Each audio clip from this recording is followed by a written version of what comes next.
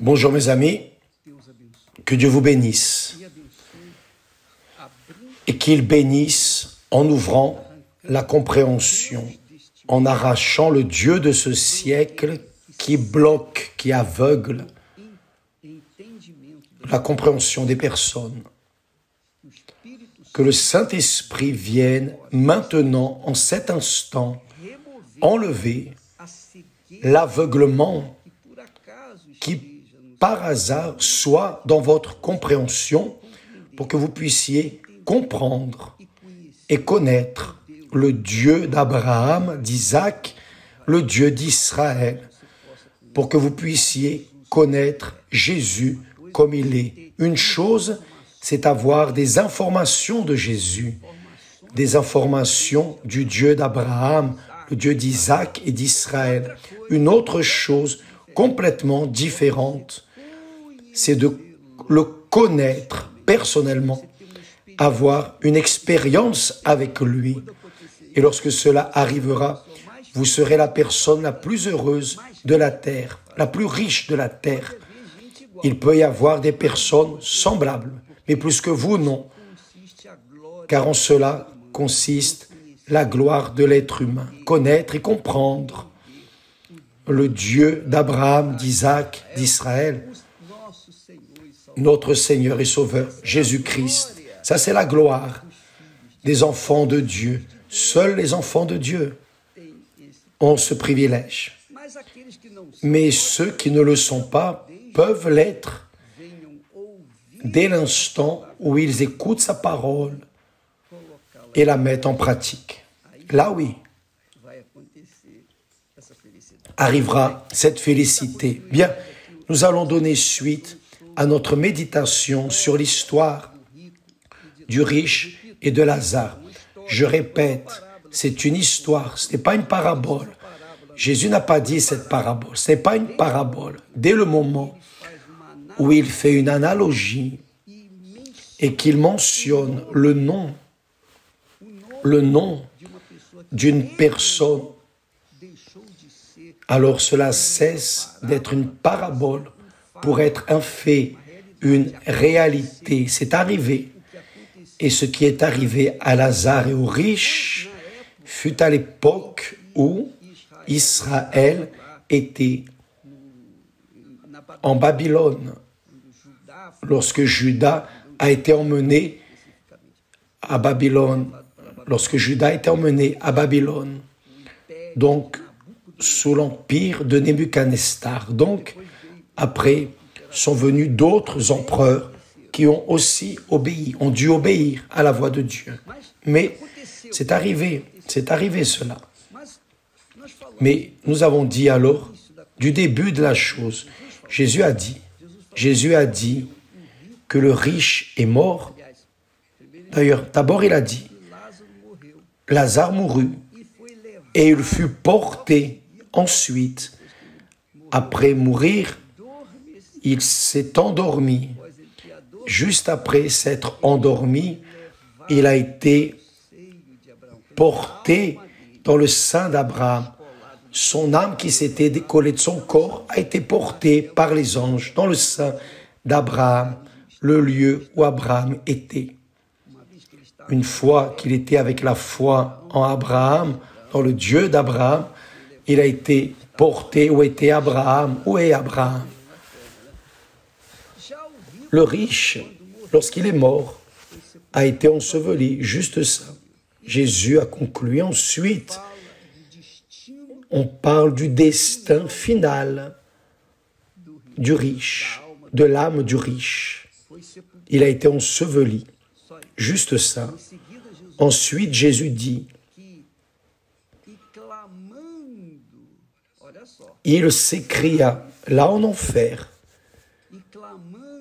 il s'écria, suppliant, criant, gémissant, hurlant, il a dit, Père Abraham, aie pitié de moi et envoie Lazare pour qu'il trempe le bout de son doigt dans l'eau et me rafraîchisse la langue.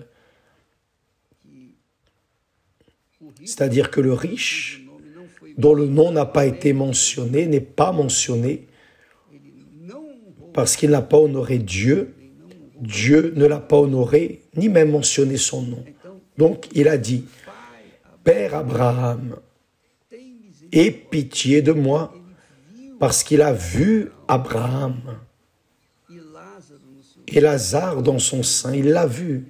Il a vu, c'est-à-dire, il a eu des yeux pour voir.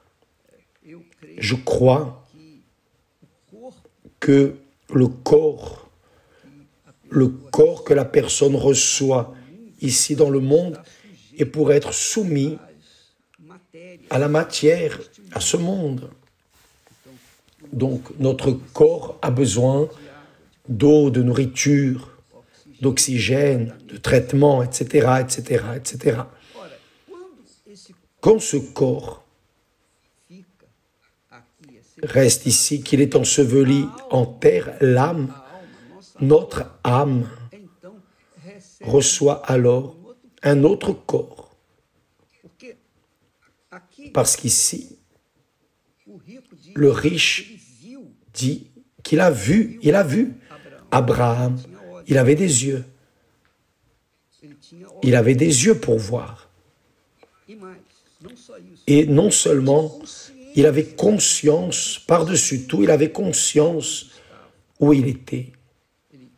Il avait des yeux pour voir. Il avait une conscience qu'il était en train de souffrir en enfer. Il avait conscience qu'il était dans un lieu de tourment éternel. On ne peut pas changer la situation quand la personne va en enfer. On ne peut pas changer cette situation. Ce n'est pas possible. Même Dieu ne change pas, car c'est Dieu qui a institué cela. Si ici dans le monde, elle méprise la voix de Dieu, la parole de Dieu, l'invitation de Dieu, pour se tourner vers lui, alors, dans l'éternité, elle reste avec qui cette créature a servi dans le monde. C'est ce qui arrive. Mais il reste clair, très clair, que la personne, l'âme de la personne qui entre en enfer a un corps. Tout comme la personne qui est ressuscitée reçoit un corps ressuscité, un corps glorifié, comme le Seigneur Jésus. Ceux qui le suivent,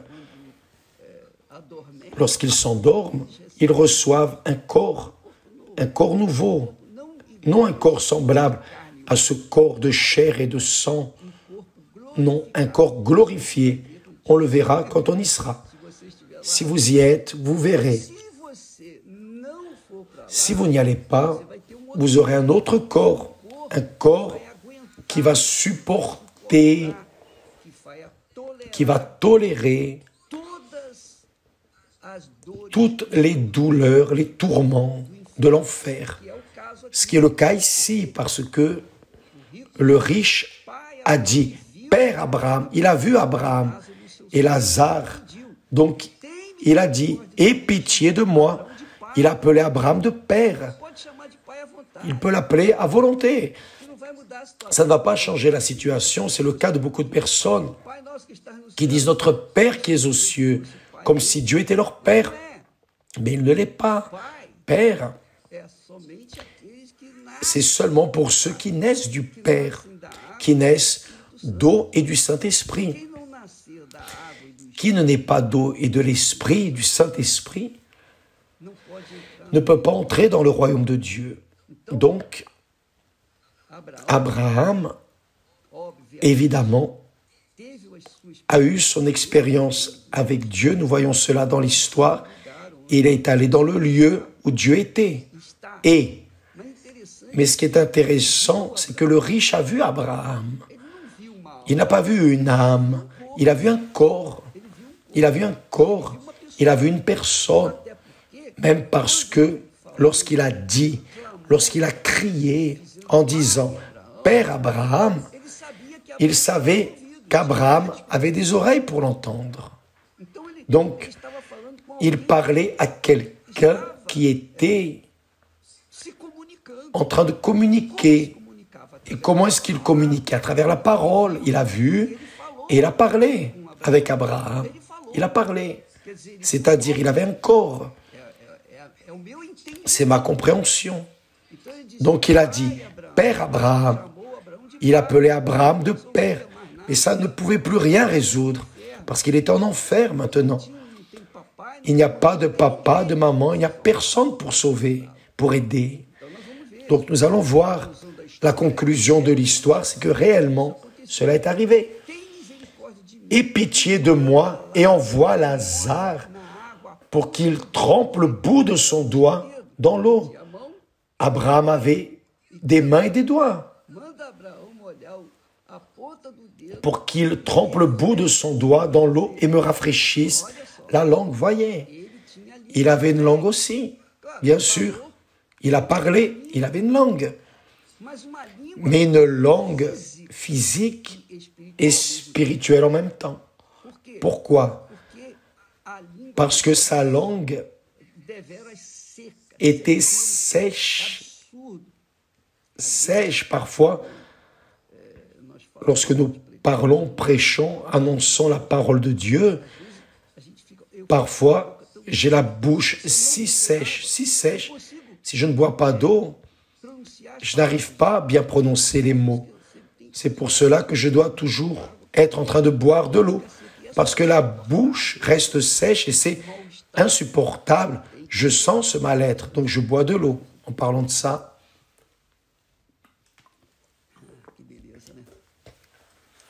c'est si bon.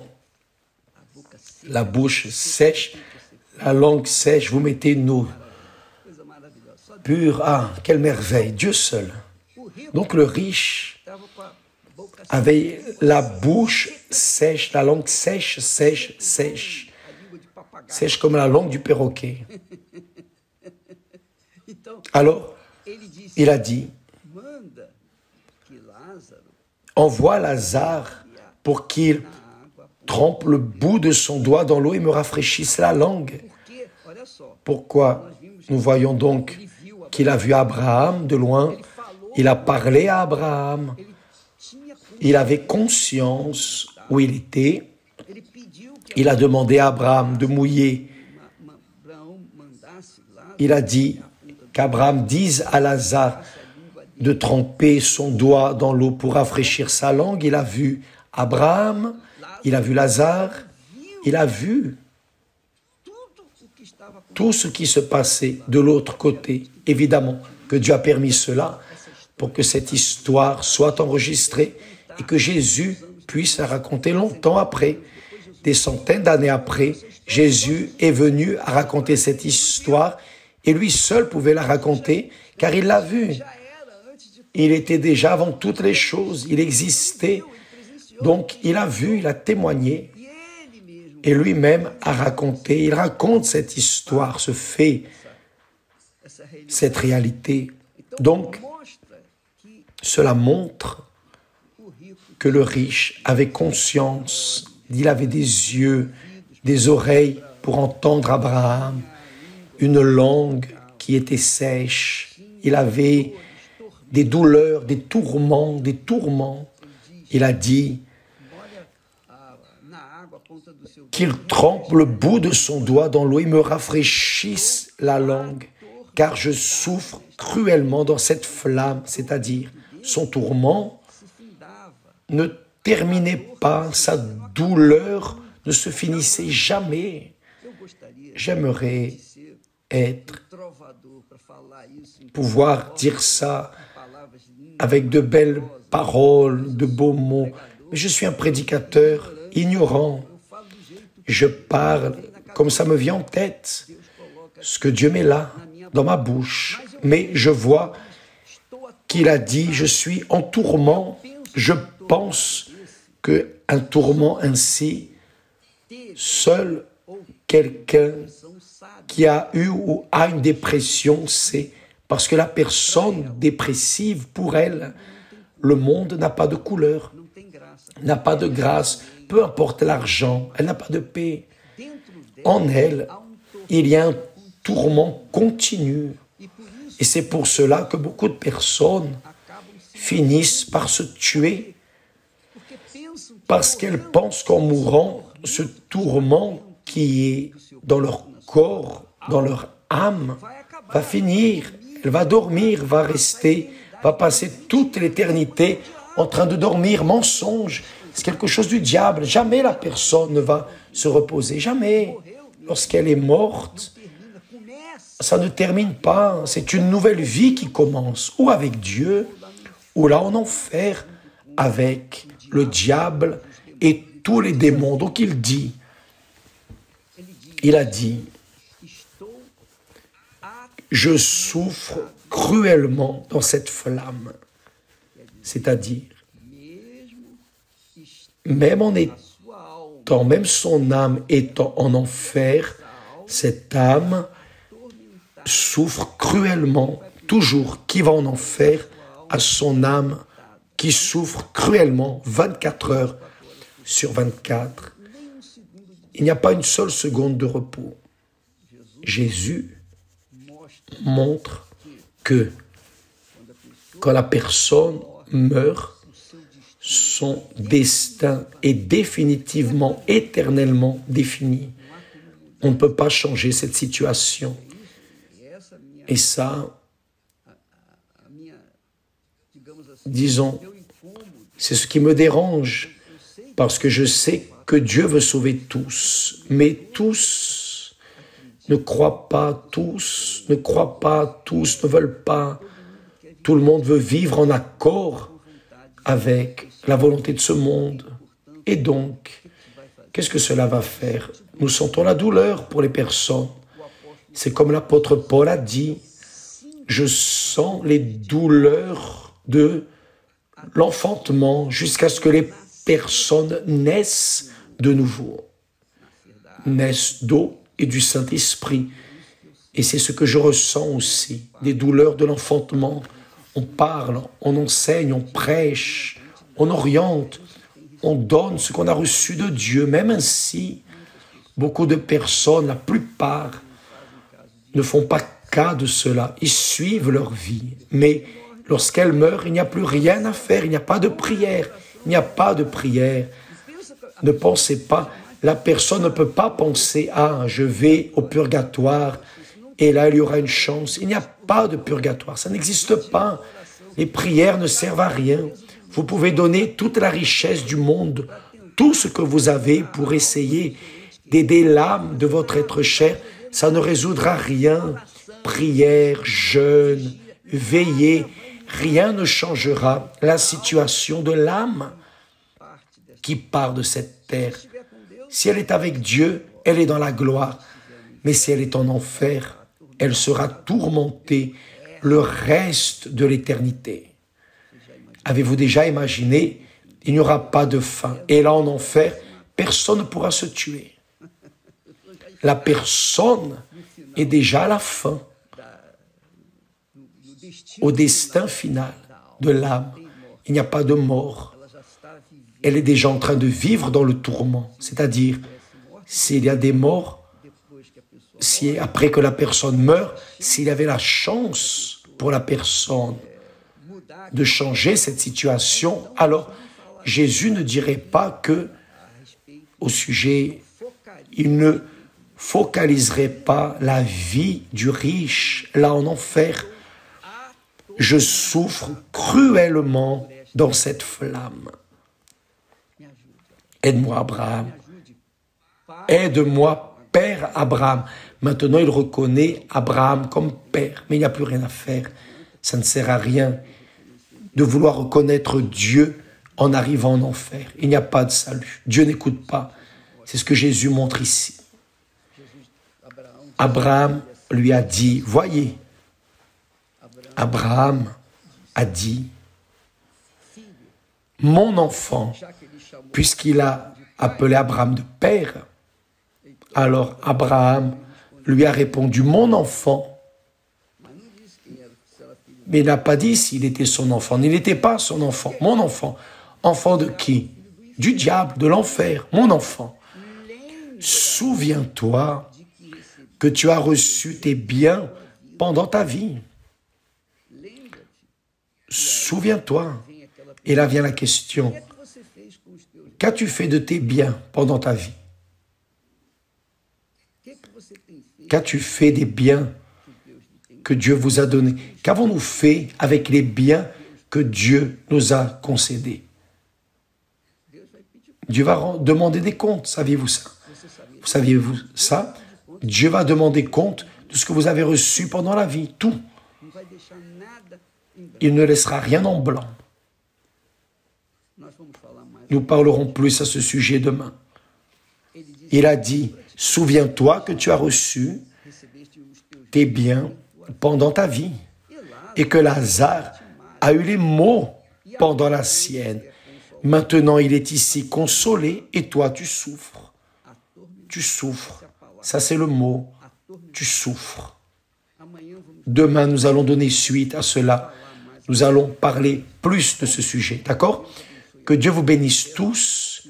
Je demande que le Saint-Esprit vienne ouvrir votre compréhension une fois de plus pour que vous veniez prendre conscience que votre corps, notre corps, a une date de péremption dans ce monde, mais notre âme vivra toute l'éternité. L'âme ne meurt pas. L'âme, n'oubliez pas, l'âme ne meurt pas. Vous pouvez tuer le corps, mais l'âme, il est impossible de la tuer. On ne peut pas la tuer. C'est impossible. Elle va vivre toute l'éternité. Avec Dieu ou avec le diable, elle vivra toute l'éternité. Certainement. Que Dieu vous bénisse tous et aujourd'hui, comme cela arrive, nous aurons une autre révélation des mystères du royaume des cieux dans toutes les églises universelles du royaume de Dieu. Si vous voulez en savoir plus, une révélation plus du royaume des cieux qui n'est donnée qu'aux élus, pas à tous, qui croient, reçoit, qui ne croient pas, suce son pouce. Si vous voulez, recevez aujourd'hui dans une église universelle du royaume de Dieu. Que Dieu vous bénisse tous et à demain au nom du Seigneur Jésus. Amen, grâce à Dieu.